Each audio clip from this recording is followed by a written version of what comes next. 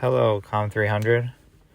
My name is Matt Fulton, and I'll be presenting with Brandon Roberts. And we'll be talking about President John F. Kennedy's 1963 televised address to the nation on civil rights for our missing speech analysis. So the format of this presentation will follow the written analysis rubric.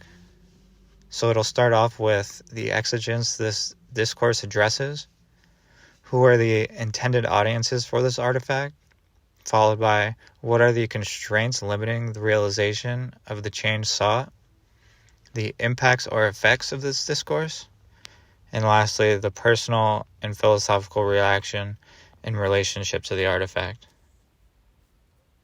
So just a brief introduction. President John F. Kennedy's televised address on civil rights, delivered on June 11, 1963, marked a crucial moment in American history, reflecting the nation's ongoing struggle for racial equality and justice.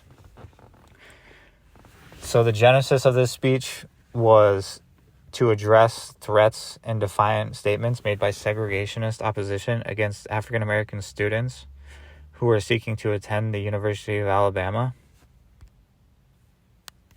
And through the lens of exigence, audience, constraints, impacts, and personal reflection, we can understand the lasting significance of Kennedy's address in shaping the civil rights movement and its relationship to American values.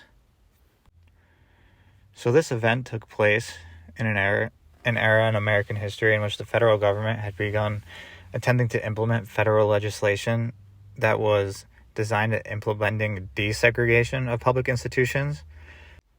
But as it were at the time, many of these states, especially in the Deep South, had deep-seated discrimination in their societies.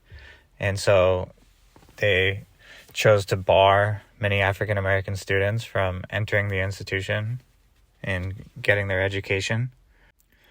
The exigence in Kennedy's speech speaks to the necessity and urgent call to mitigate the prevalence of violence and social problems hindering civil rights progress across the nation.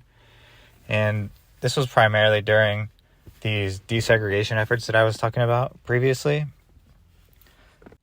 And this definitely was an urgent situation because there were real threats of violence that were poised toward the African American students, which were attempting to attend the university. And these were, groups of angry mobs and racist individuals seeking to preserve the state of segregation within their American society. And this seemed to be a national struggle that America was pretty divided on at the time. So it required some guidance from, the top office. And in his speech, you can really tell that he understood the gravity of the situation and that we needed to align the nation with, policy and legislation that aligned with constitutional rights for all Americans. But he also understood that this wasn't just a problem here in America, that it was an international problem as well. So throughout the speech, he was not only speaking to the American people, but to an international audience. And furthermore, he wasn't speaking about this in some broad sense. He was really speaking to the individual and how individuals have the ability to enact and create positive change for society, which future citizens and leaders can reflect on by looking back on this speech.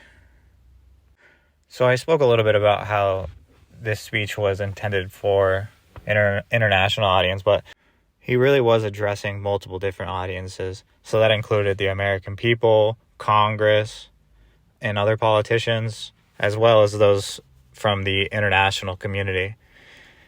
And by delivering this address and broadcasting it via television to the American people, Kennedy's ultimate goal was to stimulate public opinion in support of civil rights reform.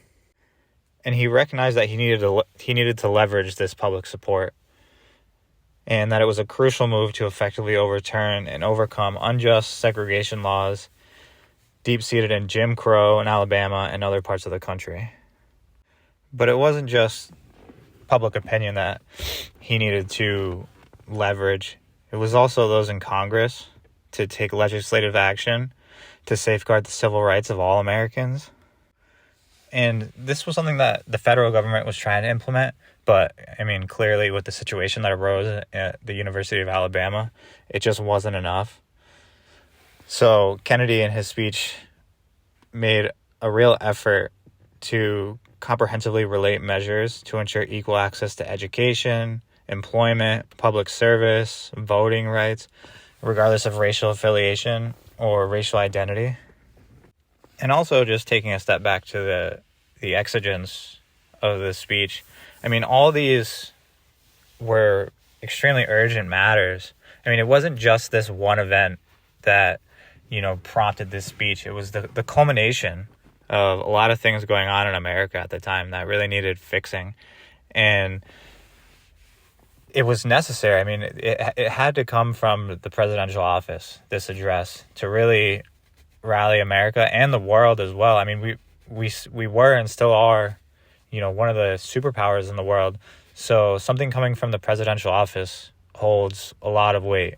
And as I was saying before, I mean, it's not just that we needed to change these things in America. I mean, this is a global issue that he was really talking about here. And it really needed the attention of, a lot of people to really overcome this issue. And his decision to address the issue of civil rights in an international way really reflected his belief in the unalienable and universal nature of human rights. And also you can tell that it wasn't just about this one issue. It was that it hindered, equity and the growth of the nation as a whole. So it wasn't just about, an individual's prosperity. It was about the nation's prosperity as well, which I think is a important note to make. But of course, as we know from history, this, the changes sought from this came with some obstacles. It wasn't a straightforward path. And there was a lot of political obstacles, institutional obstacles. Of course, as we see with the University of Alabama was a major obstacle.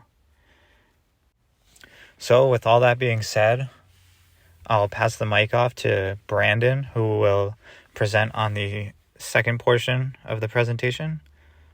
Thank you. Thanks, Matthew. Hello, everyone. Brandon here. Jumping in from where Matt left off. As a collective ideology toward ending segregation began to occupy minds beyond our national political stage and had found their way into the international political debate during the civil rights era, President Kennedy had acknowledged that issues facing equitable rights for all would be hard fought for. Fueling these disparities of civil rights for marginalized people developed as a result of segregationist sentiment, which at the time had been deeply entrenched with the American South, as is still prevalent in some areas today.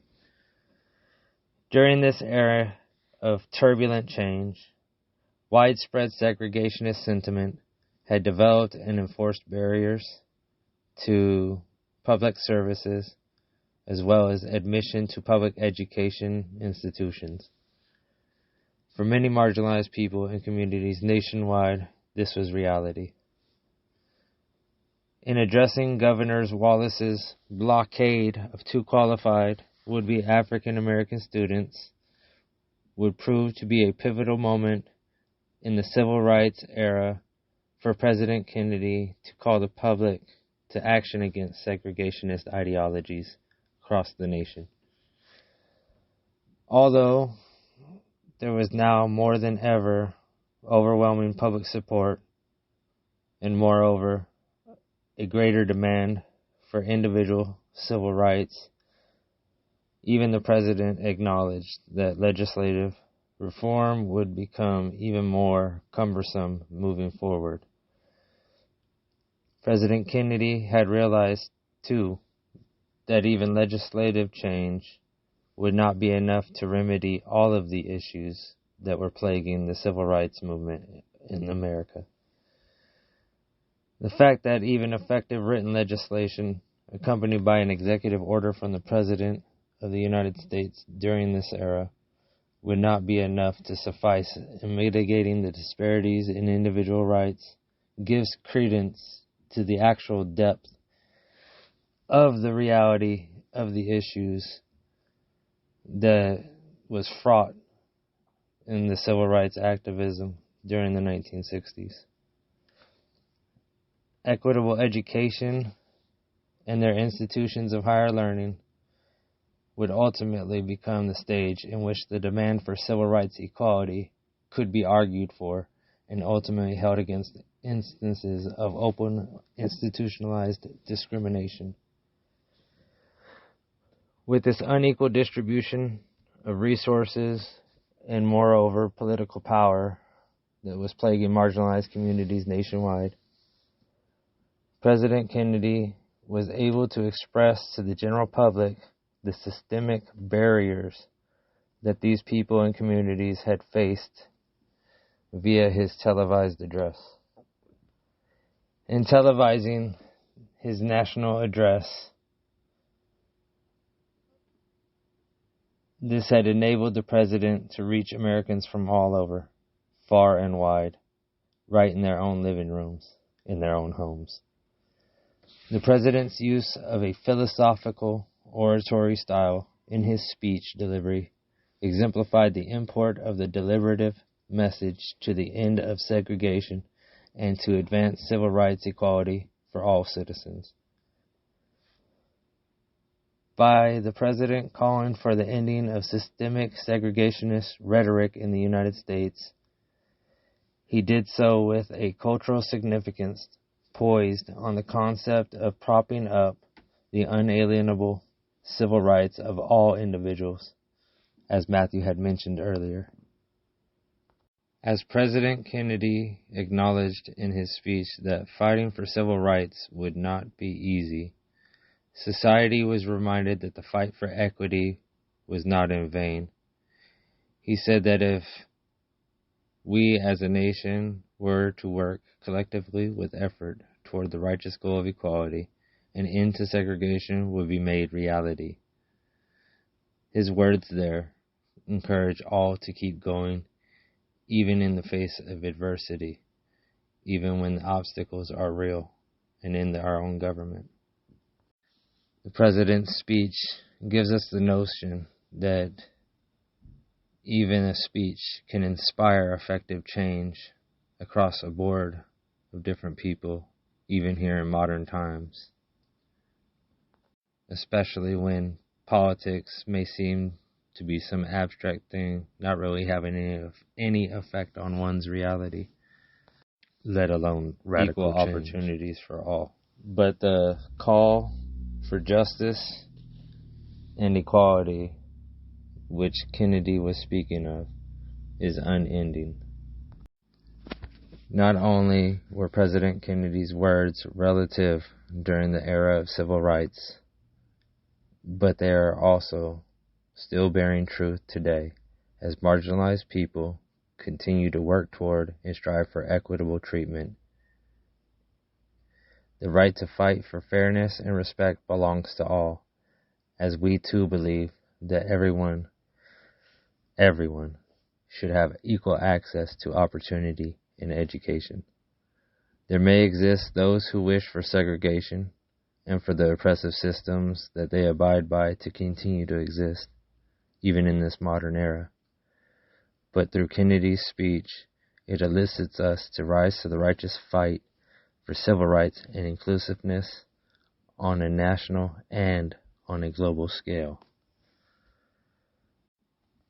We would like to thank you all for listening, as this has been our presentation of President John Fitzgerald Kennedy's televised national address and subsequent condemnation of Alabama State Governor Wallace and segregationist ideology which attempted to prevent African American students from equitably enrolling in the University of Alabama.